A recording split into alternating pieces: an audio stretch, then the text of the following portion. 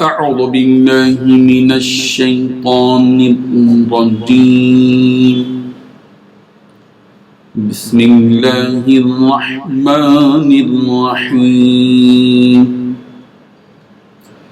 يا أيها الذين آمنوا لا تسألوا عن أشياء إن تبد لكم تسؤكم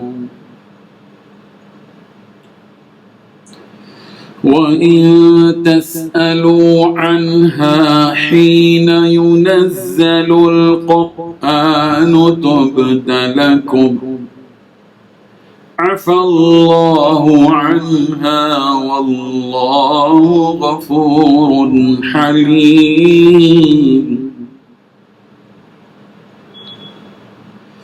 قد سألها قوم من قبلكم ثم أصبحوا بها كافرين صدق الله العظيم. حاضرین و ناظرین، یہ درس نمبر 504 ہے۔ سورہ مائدہ کی 2 آیتوں کی تلاوت کی گئی، آیت نمبر 101 اور 102۔ لفظی ترجمہ دیکھیے، یا ایھا الذین، اے وہ لوگ جو آمنو ایمان لائے ہو، لا تسألو، تم سوال نہ کرو، عن اشیاء، ایسی چیزوں کی بابت، ان اگر تبدا وہ ظاہر کر دی جائیں لکم تمہارے لیے تو تسؤکم، تو تمہیں ناگوار گزرے، وَإِن، اور اگر تسألو تم پوچھو گے، عنہا ان کی بابت، حینا جبکہ ینزل اتارا جا رہا ہے القرآن قرآن، تبدا تو وہ ظاہر کر دی جائیں گی لکم تمہارے لیے، عفا اللہ درگزر کیا ہے اللہ نے، عنہا اس سے، واللہ اللہ غفور بہت بخشنے والا، حلیم نہایت بردبار ہے۔ قد تحقیق سالہا پوچھا تھا ان کی بابت، قوم ایک قوم نے، من قبلکم تم سے پہلے، ثم پھر اصبحوا وہ ہو گئے بہا ان کے ساتھ کافرین کفر کرنے والے۔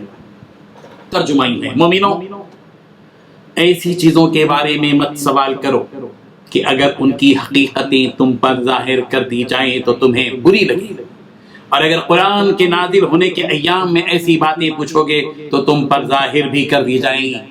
اب تو اللہ نے ایسی باتوں کو پوچھنے سے درگزر فرمایا ہے، اور اللہ بخشنے والا ہے، بڑا بردبار ہے۔ اس طرح کی باتیں تم سے پہلے لوگوں نے پوچھی تھی، مگر جب بتائی گئیں تو پھر وہ ان سے منکر ہو گئے۔ بزرگان محترم، ان 2 آیتوں میں اللہ تبارک و تعالیٰ نے 4 باتیں بتائی ہیں۔ پہلی بات، اے ایمان والو، ایسی چیزوں کے بارے میں سوالات نہ کیا کرو جو اگر تم پر ظاہر کر دی جائیں تو تمہیں ناگوار ہو۔ دوسری بات، اور اگر تم ان کے بارے میں ایسے وقت سوالات کرو گے جب قرآن نازل کیا جا رہا ہو تو وہ تم پر ظاہر کر دی جائیں گی۔ نمبر 3، البتہ اللہ تعالیٰ نے پچھلی باتیں معاف کر دی ہیں، اور اللہ تعالیٰ بہت بخشنے والا، بڑا ہی بردبار ہے۔ چوتھی بات، تم سے پہلے ایک قوم نے اس قسم کے سوالات کیے تھے، پھر ان کے جوابات دیے گئے مگر وہ منکر ہو گئے۔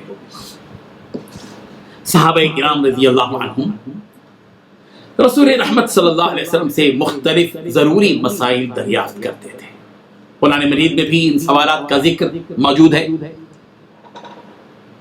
یسألونک عن المحیض، یسألونک عن الروح، یسألونک عن الجبال، یسألونک ماذا احل لهم، یسألونک ماذا ينفقون، یستفتونک فی النساء، وغیرہ وغیرہ۔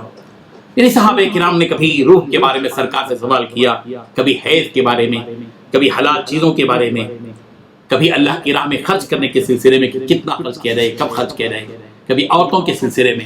مختلف سوالات صحابہ کرام نے نبی کریم حضرت محمد رسول اللہ صلی اللہ علیہ وسلم سے کیے، اور سوال کا جواب کے ذریعے ظاہر بات ہے کہ سوال کا جو مقصد ہوتا ہے وہ ہے معلومات میں اضافہ کرنا اور ان کو اپنا معمولات میں داخل کر لینا۔ سوال کا مقصد یہی ہے کہ سوال اس لیے کیا جاتا ہے تاکہ اپنے معلومات میں اضافہ ہو، اور پھر اس سوال کے جواب میں جو عمل کا پیغام ملے اس کو اپنی عملی زندگی میں لایا جائے۔ سوالات سے ظاہر بات ہے کہ خود اپنا بھی فائدہ ہوتا ہے دوسروں کا بھی فائدہ ہوتا ہے۔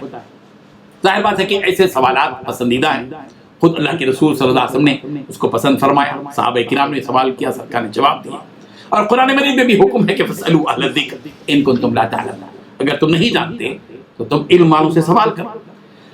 لیکن ایسے سوالات جن کا مقصد عمل نہیں بلکہ گستاخی ہو، شرارت ہو، یا فتنہ اور فساد برپا کرنا ہو، یا صرف وقت گزاری ہو، یا تمسخر ہو، مذاق اڑانا ہو، یا سامنے والے کو دق کرنا ہو، یا اس کی دل آزاری ہو، دل شکنی ہو، تو ظاہر ہے کہ ایسے سوالات کی گنجائش نہیں ہوگی۔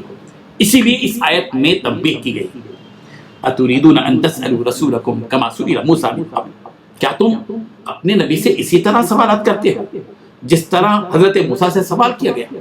گویا ادب سکھایا گیا کہ تم بنی اسرائیل کی طرح مت بنو۔ بنی اسرائیل کی ایک کمزوری خرابی یہ تھی کہ وہ اپنے رسول حضرت موسیٰ علیہ السلام سے مختلف قسم کے سوالات کرتے تھے، تنگ کرنے والے سوالات۔ حکم دیا گیا تھا کہ ایک قاتل کو پہچاننا ہے تو گائے کو ذبح کرو، پوچھنے لگے کہ وہ گائے جو ہے کیسی ہو، اس کا رنگ کیسے ہو، وہ کیا عمر کی ہو، فلاں ہو فلاں ہو۔ اس قسم کے غیر ضروری سوالات انہوں نے اکٹھے کر لیے، خود اس کا نقصان ان کو ہوا کہ اس گائے کو تلاش کرنے میں ان کو مشکل پیش آئی، ان کی گھٹن کا، اذیت اور تکلیف کا ذریعہ۔ سورہ مائدہ کی اس آیت میں انہی ہدایات کی طرف توجہ دلائی گئی ہے۔ بعض مرتبہ ایسا بھی ہوتا ہے کہ کسی چیز کا پوشیدہ رہنا بھی موضوع اور مناسب رہتا ہے۔ اگر اس پوشیدہ چیز کا اظہار کسی سوال کی وجہ سے ہو جائے تو نتیجہ یہ سامنے آتا ہے کہ وہ چیز جو ظاہر ہو گئی وہ بری لگ جائے۔ اسی لیے اس آیت میں یہ حقیقت بیان کی گئی کہ اے ایمان والو، ایسی چیزوں کے بارے میں سوال نہ کرو کہ اگر تم پر ظاہر کر دی جائیں تو تم کو ناگوار۔ اس آیت کے شان نزول کے سلسلے میں ابن کثیر نے یہ بات لکھی ہے کہ حضرت ابو ہریرہ رضی اللہ عنہ فرماتے ہیں کہ ایک مرتبہ نبی کریم صلی اللہ علیہ وسلم باہر تشریف لائے، اس وقت آپ صلی اللہ علیہ وسلم غصے کی حالت میں تھے، چہرے انور لال ہو رہا تھا غصے کی وجہ سے۔ رسول کریم صلی اللہ علیہ وسلم منبر پر تشریف فرما ہوئے، ایک شخص نے سوال کیا میرا ٹھکانہ کہاں ہے؟ اللہ، نبی کریم صلی اللہ علیہ وسلم نے ارشاد فرمایا دوزخ میں ہے تیرا ٹھکانہ۔ پھر ایک اور آدمی کھڑا ہوا، اس نے پوچھا میرا باپ کون ہے؟ نبی کریم صلی اللہ علیہ وسلم نے فرمایا تیرا باپ حذیفہ ہے۔ یہ منظر دیکھ کر حضرت عمر رضی اللہ عنہ تھام گئے، پہچان گئے کہ اللہ کے رسول صلی اللہ علیہ وسلم کو اس قسم کے سوالات سے تکلیف ہو رہی ہے۔ تو حضرت عمر رضی اللہ عنہ کھڑے ہوئے اور نبی کریم صلی اللہ علیہ وسلم کے غصے کو ٹھنڈا کرنے اور آپ کو راضی کرنے کے لیے یہ پیارے الفاظ پڑھنے لگے، رضینا باللہ ربا وبالاسلام دینا وبمحمد نبیا وبالقرآن اماما۔ پیغمبر، ہم اللہ کے رب ہونے پر راضی ہو گئے، اسلام کے دین ہونے پر ہم راضی اور خوش ہو چکے ہیں، محمد عربی کے نبی ہونے پر ہم خوش اور راضی ہیں، قرآن مجید ہمارا امام ہے، ہم اس پر راضی اور خوش ہیں۔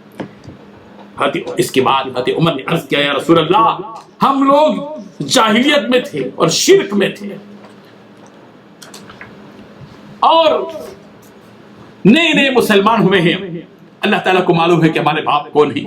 یہ سن کر رسول رحمت صلی اللہ علیہ وسلم کا غصہ ٹھنڈا ہو گیا اور قرآن مجید کی آیت نازل ہوئی۔ بخاری کی روایت ہے کہ کچھ لوگ نبی کریم صلی اللہ علیہ وسلم سے بطور تمسخر اور استہزاء پوچھا کرتے تھے، کوئی کہتا تھا میرا باپ کون ہے، کوئی کہتا تھا کہ میری اونٹنی کہاں ہے۔ ظاہر بات ہے کہ یہ وہ سوالات ہیں جن سوالات کے کرنے کی ایک نبی کے دربار میں گنجائش اور اجازت نہیں ہے۔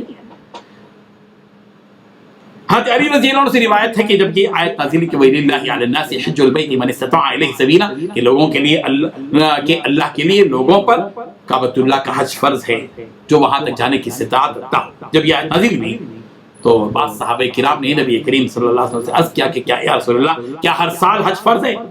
رسول رحمت صلی اللہ علیہ وسلم نے خاموشی اختیار فرمائی۔ حاضرین نے دوبارہ سوال کیا تو فرمایا نہیں۔ پھر فرمایا سرکار نے اگر میں ہاں کہہ دیتا تمہارے اس سوال کے جواب میں تو ظاہر بات ہے کہ ہر سال حج کرنا تم پر فرض ہو جاتا، اور ظاہر ہے کہ ہر سال اگر واجب ہو جاتا تو تم اس کی طاقت نہ رکھتے۔ اس پر یہ آیت نازل ہوئی۔ خیر، سبب نزول کے سلسلے میں بہت سی روایتیں ہیں، متعدد پس منظر بھی ہو سکتے ہیں۔ مقصود یہاں پر یہ ہے کہ سوال کرنے میں احتیاط برتی جائے، اس لیے کہ ایسے وقت جب نبی کریم صلی اللہ علیہ وسلم پر اللہ کا کلام نازل ہو رہا ہو اور سوال کیا جائے تو ضروری نہیں کہ سوال کرنے کی مرضی کے مطابق ہی جواب ہو، لہذا سوال کرنے میں احتیاط ہی بہتر ہے۔ اب تو اللہ تعالیٰ نے تمہیں معاف کر دیا، اللہ تعالیٰ نے فرمایا اب عفا اللہ نے اب معاف کر دیا ہے۔ اور یہ بات ذہن میں رکھی جائے کہ تم سے پہلے لوگوں نے جو سوالات کیے تھے پھر ان کے منکر ہو گئے، یعنی جب ان کو ان کے سوالات کے جواب دیے گئے تو ان جوابوں سے انہوں نے استفادہ نہیں کیا بلکہ اس حکم کی خلاف ورزی انہوں نے کی۔ جیسے بنی اسرائیل کی عادت تھی، سوال تو ضرور کرتے تھے، جواب اور حکم ملتا تھا تو پھر حکم کی خلاف ورزی کرتے تھے۔ اللہ تبارک و تعالیٰ ہم سب کو ایسے سوالات سے بچنے کی بچنے کی حفاظت کی توفیق عطا فرمائے جن سوالات سے کوئی فائدہ نہیں ہے۔ بعض مرتبہ لوگ بھی علماء کرام سے اس قسم کے غیر ضروری سوالات کرتے ہیں، عجیب عجیب قسم کے سوالات کرتے ہیں، اس کی ضرورت نہیں ہے۔ کعبۃ اللہ کا پردہ کالا کیوں ہے، سفید کیوں نہیں ہے؟ یہ وہ غیر ضروری سوالات ہیں۔ ہر چیز کی وجہ ہونے کی ضرورت نہیں ہے، ہر چیز کو وجہ سے سمجھانا ضروری نہیں ہے۔ بعض لوگوں نے سوال کرتے ہیں ظہر کی نماز اور عصر کی نماز میں تلاوت کیوں سرن پڑھی جاتی ہے، فجر مغرب و عشاء میں زور سے کیوں پڑھی جاتی ہے؟ ظاہر بات ہے کہ ہر چیز کی وجہ ہونا ضروری نہیں ہے۔ کوئی پوچھتے کہ ظہر کی نماز میں 2 رکعت کیوں، عصر کی نماز میں 4 رکعت کیوں؟ اس قسم کی بھی غیر ضروری سوالات لوگ کرتے ہیں۔ حکم ہے، حکم بجا لاؤ، بس اتنا ہی کافی ہے۔ ایک صاحب نے مجھ سے سوال کیا فجر کی نماز میں 2 رکعت کیوں، میں نے کہا ظہر کی نماز میں 4 رکعت کیوں؟ میں نے ان سے سوال کیا آپ کے کتنے بچے ہیں؟ کہا کہ 4 بیٹیاں ہیں 2 بیٹے ہیں۔ کہا کہ ایسا کیوں؟ اس کی کوئی وجہ ہے؟ اللہ تبارک و تعالیٰ نے 4 بیٹیاں دی، 2 بیٹے دیے، تو اللہ تعالیٰ کیا تھا ہے؟ اسی طریقے سے نماز اللہ تبارک و تعالیٰ نے فرض کی ہے، فجر کی 2 رکعت ہے تو ظہر کی 4 ہے، عصر کی 4 ہے، مغرب کی 3 ہے، عشاء کی 4 ہے۔ یہ اللہ تعالیٰ کا حکم ہے، مان لو، قبول کر لو، سوالات مت پیدا کرو جس سے دق ہو، جس سے تنگ کیا جائے، جس سے یہ مقصود نہیں ہے۔ ہم بندے ہیں، اللہ تبارک و تعالیٰ کے حکم بجانا نہ ہمارا کام ہے۔ اللہ تعالیٰ ہم سب کو اس قسم کے سوالات سے بچنے کی توفیق عطا فرمائے جس کا کوئی فائدہ نہیں ہے۔ آمین وآخر دعوانا الحمدللہ۔ لا إله إلا الله